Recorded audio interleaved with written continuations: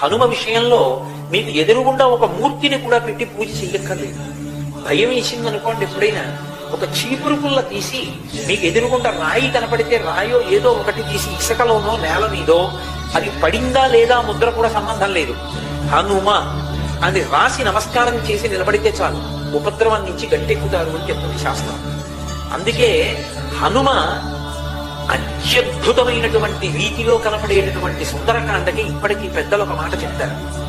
ఏదైనా జీవితంలో జటిలమైన సమస్య వచ్చినప్పుడు దాన్ని ఎలా పరిష్కరించుకోవాలో అర్థం కాకపోతే సుందరకాండ పుస్తకం తీసుకొచ్చి అక్కడ పెట్టి రామచంద్రమూర్తికి, సీతమ్మకి, హనుమకి నమస్కారం చేసి ఒక కొత్త చీపురు పుల్లని తెచ్చి కళ్ళు మూసుకుని సుందరకాండలోకి గుచ్చితే ఏ కాగితం దగ్గరికి చీపురు పుల్ల గుచ్చుకుంటుందో అక్కడ సుందరకాండ విప్పి చూస్తే మీ సమస్యకి పరిష్కారం రామాయణ కథాంతర్గతంగా కలుగుతుంది. ఇది నేను స్వతంత్రించి మాట్లాడు